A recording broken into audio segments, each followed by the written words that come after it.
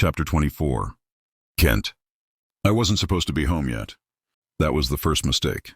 The second was opening the front door and hearing her laugh. It came from the living room, light, effortless, unfamiliar in a way that made something inside me tighten instantly. I froze, keys still in my hand, every sense sharpening. I stepped forward without thinking, my body already reacting before my mind could catch up. Arya was standing near the couch, phone in her hand, jacket draped over her arm. She looked different, relaxed, animated, like she was heading somewhere. "Where are you going?" I asked, already knowing. She didn't look at me when she said it. "Out. Jace is downstairs." Something in me snapped. I closed the distance between us in 2 strides, my hand lifting her chin before I could think better of it. Her breath hitched, just once, but she didn't pull away. "No," I said quietly. "You're not." Her eyes flashed. "You don't get to—" "I do," I cut in, my thumb pressing just enough beneath her jaw to make the point land. "Because you don't understand what you started." Her pulse throbbed under my fingers. I felt it. God help me, I felt it. "I crossed a line with you," I said, voice low, dangerous. "And you let me. You stepped into something you can't just walk away from and pretend it didn't happen." Her lips parted. "Kent, you're mine now," I said, the words tasting like sin and truth all at once. Not because I say so, because neither of us knows how to undo what we did. I moved before she could answer, before she could say something that would break what little control I had left. I lifted her easily, her gasp sharp against my neck as I slung her over my shoulder. "Kent, put me down," she protested, fist hitting my back. "Quiet, Arya," I warned, climbing the stairs, every step heavy with intent. "Or I'll make this far more humiliating than it needs to be." She stilled. "That boy downstairs," I added coldly, "doesn't belong anywhere near you. And if you test me right now, I won't be responsible for how clearly I make that known." I reached my door, shoved it open, and set her down inside, hard enough to make my point, careful enough not to hurt her. We stood there, breathing the same air, the line between us burning. "This," I said, backing away as if it cost me something, "is what you signed. Up for when you decided to tempt a man who doesn't know how to be gentle." I closed the door behind me with a heavy click. Chapter 25. Arya, my heart was racing, but not from fear, from victory. The door closed behind us with a heavy finality, the sound echoing through the room like a promise. Just us, no escape, no pretending anymore. I turned to him slowly, my pulse loud in my ears, a smile tugging at my lips before I could stop it. "So," I asked softly, tilting my head, "what are you going to do to me now?" His eyes darkened. He didn't answer. He just walked toward me, unhurried, deliberate, until instinct forced me back, step by step, my calves hitting the edge of the bed. I fell onto it with a small gasp, sitting, my hands gripping the sheets. He followed me down. Kent knelt in front of me, the mattress dipping under his weight, his presence overwhelming at this angle. He lifted my chin with 2 fingers, not rough, not gentle, controlled. "That mouth of yours," he said quietly, "dangerously close now, is going to get you in trouble." My breath stuttered. "Maybe," I whispered. "That's the point." His jaw tightened. For a second I thought he might pull away. Instead, he leaned in just enough that I could feel his breath on my lips. "Keep it quiet," he murmured, voice low and promising, "or I'll find a better use for it." Heat curled low in my stomach. I nodded, deliberately slow, letting him see exactly how willing I was. His gaze dropped, then rose again, locking onto mine. "Take off my shirt," he said. 2 words, calm, controlled, and everything in me lit up. This wasn't him pushing me away anymore. This was him stepping closer. And I knew, absolutely knew, that this was only the beginning. Chapter 26. Arya. My fingers shake as I reach for him. I hate that he notices. A breath leaves him, sharp, almost amused. "I thought you were bold," he murmurs. Where did all that confidence go now? Heat crawls up my neck. My hands move anyway, clumsy but determined. Every inch I uncover feels like crossing another line I've already burned behind me. "Gather your courage, Arya," he says quietly. "You'll need it by the time I'm done with you." My heart slams against my ribs. I look up at him then, really look, and realize this isn't play anymore. This is something darker, something real. His eyes narrow and the air changes. "Why are you seeing him again?" The question slices straight through me. My voice catches. Why do you care? He doesn't answer. Instead, he reaches out, grips my chin, forces my gaze up to his. The touch isn't rough, but it's absolute. You don't get to test me and then act surprised when I react, he says. Not like that. I swallow hard. I wanted you to notice. Something flashes in his eyes. Anger, jealousy, something far worse. Before I can say anything else, he presses me back against the bed, his presence overwhelming. Not hurting me, never that, just reminding me, clearly, how small I am compared to him. You think I don't see what you're doing? He says lowly. Running around with boys who don't know you, who don't understand what they're touching. My cheeks burn. I wanted to make you jealous, I admit. I wanted you to come after me. Silence stretches. Then his voice drops even further. That was your mistake. My breath shakes. I don't want anyone else. His jaw tightens. I only want you, I whisper. That's the truth.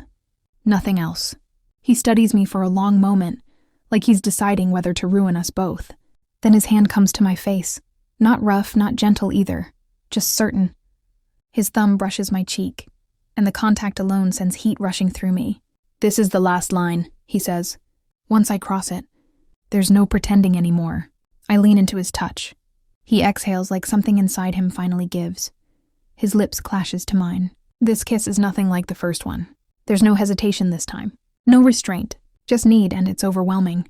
He kisses me like he's been starving. Like every second he denied himself has led to this exact moment. I clutch to him, breathless, drunk on the excitement of the unknown. He nudges my thighs apart and looms over me.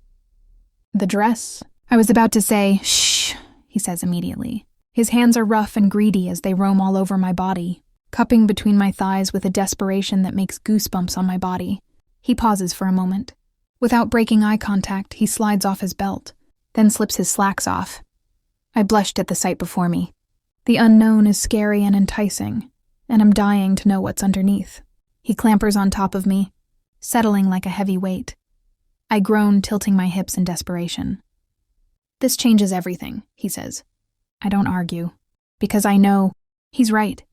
I wrapped my arms around his neck and pressed my lips to his. My lower core burns, a cocktail of pain and pleasure moving. Through my veins, like drugs, he filled every inch of me. I groan under his weight.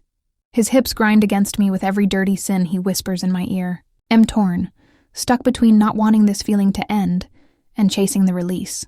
The world narrows to heat and closeness and the way he moves with purpose, as if memorizing me, claiming something he's fought for too long. Time blurs. When he finally pulls back, he rests his forehead against mine again. That was the hottest thing I have ever seen, and you are the hottest thing I have ever seen. Chapter 27. Kent. I wake slowly, the weight of her first. Her head is tucked against my chest, her body warm and unmistakably real in my arms. For a few seconds I just lie there, staring at the ceiling, trying to understand how I crossed a line I spent months swearing I never would. Then it hits me. Steve. My chest tightens. What will he think when he finds out? When he realizes I crossed a boundary he trusted me to guard. He left his daughter under my care, believing I was the safest place she could be, and I shattered that faith in one night. I drag a hand down my face, breathing carefully, because panic sits heavy in my lungs. I shouldn't be holding her like this. I shouldn't want to keep her here, but I do. She stirs, shifting slightly, and her eyes flutter open. There's no fear there, no regret, just warmth and something terrifyingly close to certainty. What are you thinking about? She asks softly, her voice still thick with sleep. Then, quieter, almost hesitant. Don't tell me you regret it already. I tense. She lifts her head enough to look at me. Because I don't, she says. I love you, Kent. I think I always have. These past months just made it impossible to deny. Her words land hard. Love. She says it like it's simple, like it hasn't just detonated everything I've ever believed about right and wrong. There's nothing wrong with how I feel, she continues. I know who you are. I know who you are to my dad. But that doesn't change what this is. My jaw tightens. I don't answer her confession, not right away. My mind is racing, spiraling through consequences. I can already see forming. Responsibility, reality. The fact that I didn't think ahead, didn't plan, didn't protect either of us from what comes next. Instead, I say quietly, Good, because we didn't think this through. She blinks. What do you mean? I swallow. We didn't use protection. Her expression shifts, realization dawning, and beneath the fear, something else rises. Something fierce, possessive, undeniable. The truth crashes into me then, sharp and unwelcome and irreversible. I don't want to let her go. The idea of anyone else touching her, choosing her, building a life with her that doesn't include me, it twists something dark in my chest. I exhale slowly. If what I'm feeling right now is wrong, I say, then I don't know how to undo it. Because I don't just want you, I want to keep you. I want to protect what's mine. Her lips part, breath catching. I love you too, I admit. The words feeling reckless and inevitable all at once, and that terrifies me. Her father's face flashes through my mind again, trusting, unaware. God, this is happening too fast. I press a kiss to her forehead, grounding myself. I need to take care of you. I slide out of bed and head to the bathroom, running warm water, trying to focus on something simple, something normal. When I return, I help her up gently, aware of how careful I need to be, how fragile she is in this moment. She watches me, quiet now. I've got you, I murmur, more to myself than to her.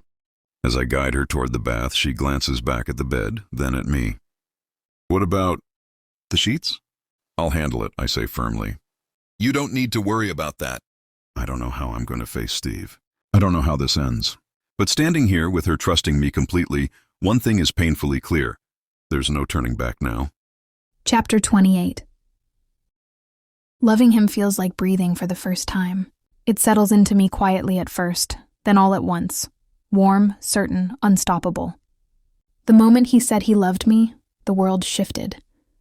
Everything I'd felt before suddenly made sense. The longing, the ache, the patience that had turned into hunger. The weeks that followed blur together like a dream I never want to wake from. We steal moments whenever we can. Glances that linger too long. Touches that say everything we're not supposed to say out loud. He looks at me differently now. Like he's memorizing me. Like he's afraid someone might take me away if he blinks. He feels like a dream come true. Like something I imagined and somehow pulled into reality. Tonight he asks me out to dinner. Not hurried, not secretive. A real dinner. I take my time getting ready. Standing in front of the mirror longer than usual, choosing a dress I know he'll like. When I step out, he stops moving entirely. You're beautiful, he says softly, like the word means something sacred. My heart stumbles. Dinner is warm and easy, filled with laughter and stolen looks across the table. We talk about nothing and everything. We're a little tipsy when we get home. Relaxed, careless, happy in a way that feels fragile and dangerous. The moment the door closes behind us, he's kissing me. It's slow at first, then deeper, familiar and electric. I melt into him, smiling into his mouth. My hands already knowing where they belong. We don't even notice how loud we're being. How the world outside our bubble still exists. I laugh quietly against his lips, breathless, drunk on him. And then, Arya? The voice cuts through everything. I freeze. He freezes. The room tilts as reality crashes down all at once. I pull back, my heart slamming so hard it hurts. Slowly I turn. My father stands a few steps inside the house, travel bag still in his hand. His eyes move from me to Kent, from Kent to me. Time stops. The silence is unbearable, thick, stunned, unforgiving. I open my mouth, but no sound comes out. Kent doesn't move, doesn't speak. My father's expression shifts. Confusion, disbelief. Something breaking quietly behind his eyes. I feel the weight of it then. All of it. The secret, the love, the line we crossed. And I know nothing will ever be the same again.